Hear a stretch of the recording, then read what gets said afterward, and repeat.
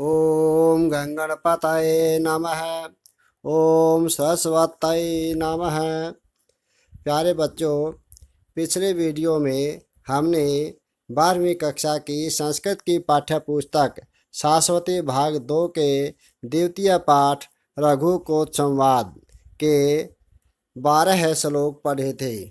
आज हम 12वें श्लोक से आगे पढ़ेंगे। 13वां श्लोक है।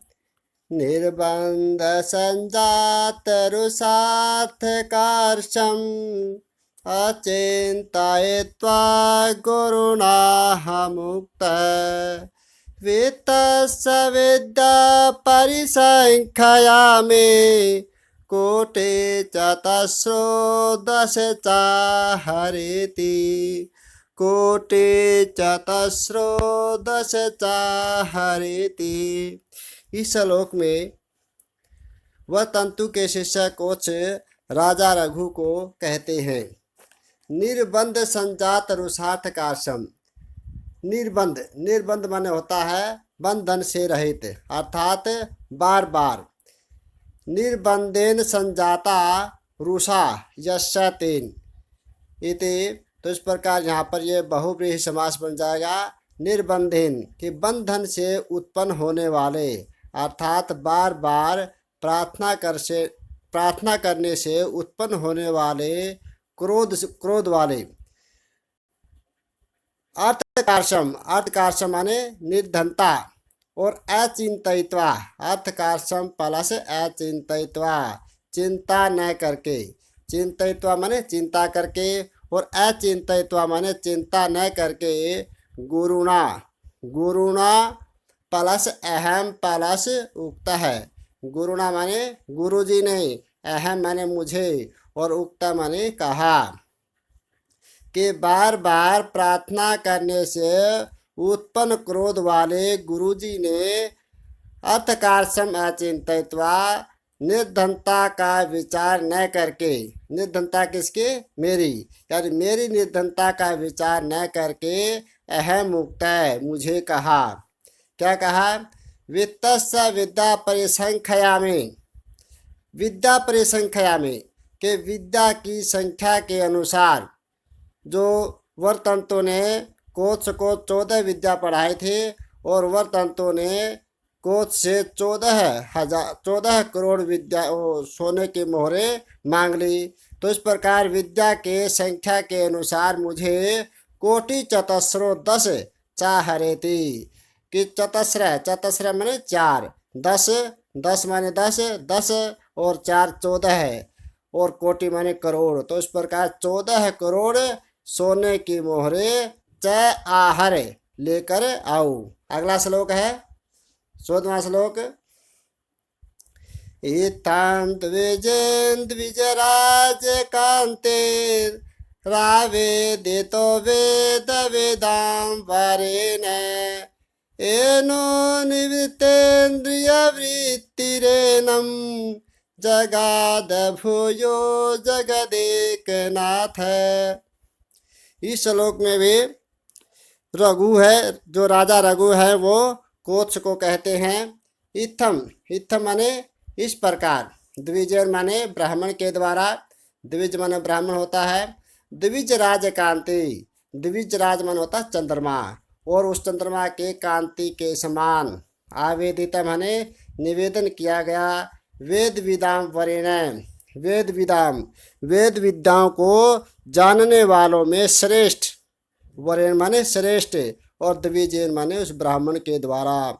कि वेद विद्याओं को जानने वालों में श्रेष्ठ उस ब्राह्मण के द्वारा द्विज राज कांति के चंद्रमा के समान कांति वाले और आवेदित माने आवेदित किए गए या निवेदन किए गए वह राजा रघु। एनो निवृत्तेन्द्रिय वृत्ति। एन है, एन का यहाँ पर एनो बना हुआ है। एन के बाद में विसर्ग होंगे, विसर्गों को यहाँ पर ओ बन गया, एनो बन गया। एना मन होता पाप है कि पाप से निवृत्त इंद्रिय वृत्ति वाले जो राजा रघु है वो कभी किसी प्रकार का कोई पाप नहीं करते हैं। जो 5 इंद्रियां होती हैं उन इंद्रियों से कोई भी हाथ पैर नाक कान इत्यादि जो इंद्रियां होती हैं, इन किसी भी इंद्रिय से किसी भी प्रकार का कोई पाप न करने वाले हैं। इसलिए यहाँ पर लिखा है एनो निवृत्तेन्द्रिय वृत्ति, कि पाप से निवृत्त इंद्रिय वृत्ति वाले राजा रघु ने जगदेक नाथ है, कि संसार के एकमात्र स्वामी राजा रघु ने एनम वृत्ति प्लस एनम, तीसरी लाइन में है एन है प्लस निवृत्त प्लस इंद्रिय वृत्ति प्लस एनम, इंद्रिय वृत्ति के बाद में विसर्ग हो जाएंगी। एन है प्लस निवृत्त प्लस इंद्रिय वृत्ति विसर्ग प्लस एनम।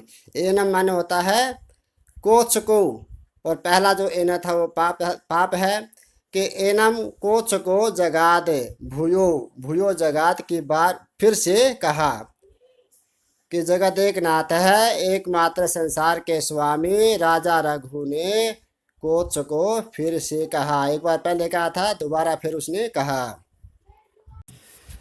अब 15वां श्लोक है। गुरुवार्थमर्थे श्रुत पारदृश्वा रघो सकाशादनवाप्य कामम् गतो वदन्नन्तरमेत्ययं मे मा भूत परिवादनवावतार। यहाँ पर राजा रघु सोच रहे हैं कि यदि कोच अपनी इच्छा पूर्ति किए बिना अगर यहाँ से चले जाते हैं तो यह मेरी निंदा का नया अवतार हो जाएगा, अर्थात यह मेरा अपमान होगा। तो इस प्रकार वो मन ही मन में सोच रहे हैं। तो इस प्रकार है श्लोक। गुरुवार्थम अर्थी, गुरुवार्थम प्लस अर्थी, गुरुवार्थम माने गुरु जी के लिए, और अर्थी माने याचना करने वाले, कि गुरु जी के लिए याचना करने वाले श्रुत पारदृश्वा, वेद शास्त्रों में पारंगत कोच रघो सकाशात, राजा रघु के पास से अनवाप्य कामम, सकाशात प्लस अनवाप्य कामम, कामम माने इच्छा, और अनवाप्य माने पूर्ति किए बिना, यानी इच्छा प्राप्त किए बिना, इच्छा की पूर्ति किए बिना गतो वदान्या, वदान्यांतरम इत्ययम, वदानी वदान्य, वदान्य प्लस अंतरम प्लस इति प्लस अयम, कि वदान्य प्लस अंतरम प्लस इति प्लस अयम में। तो वदान्य माने होता है दूसरे दानी के पास, और गता माने चले गए। तो इति अयम इस प्रकार, इति माने इस प्रकार, अयम माने यह, में माने मेरा, और माँ भूत परिवादन नवावतारा, परिवाद नवावतारा, परिवाद माने होता निंदा, और नवावतार माने नया अवतार माँ भूत न हो जाए। तो इस प्रकार मेरी निंदा का नया अवतार या मेरी निंदा का प्रादुर्भाव न हो जाए, माँ भूत माने न हो जाए। तो इस प्रकार राजा रघु सोच रहे हैं। एक बार फिर देखेंगे।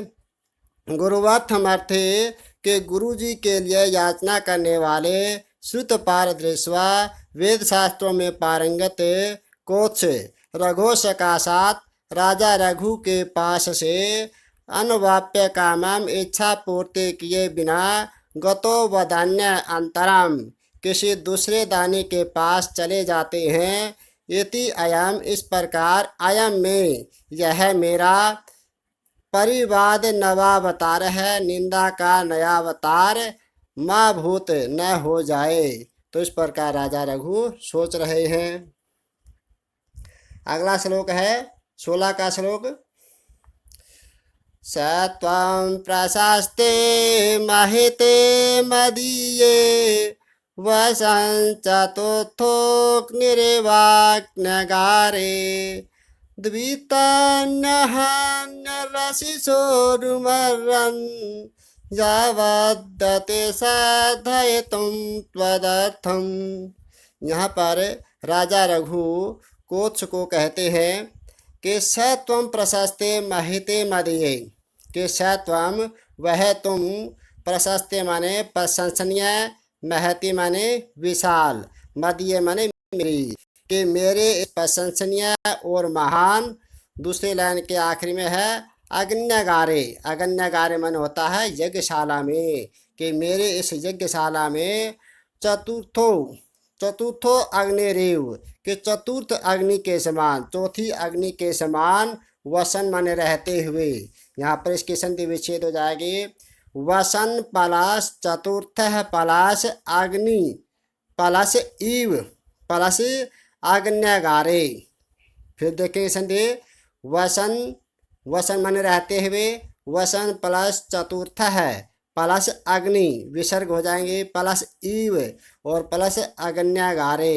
आग्न्यगारे माने यज्ञशाला में, कि आप मेरी इस महान और प्रशंसनीय यज्ञशाला में चतुर्थ अग्नि के समान, चौथी अग्नि के समान रहते हुए।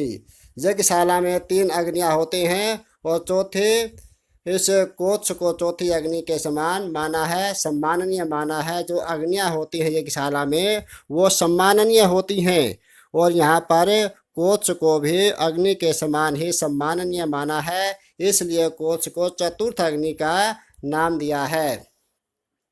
दवित्राणी, दवित्राणी प्लस अहानि प्लस अर्राशि। दवित्राणी की 2-3 दिन, अहानि माने दिन, 2-3 दिन सोढ़ुम अर्रसी रह सकते हो, कि तुम यहाँ यज्ञशाला में 2-3 दिन रह सकते हो। अर्हन कि हे पूजनीय, हे सम्माननीय।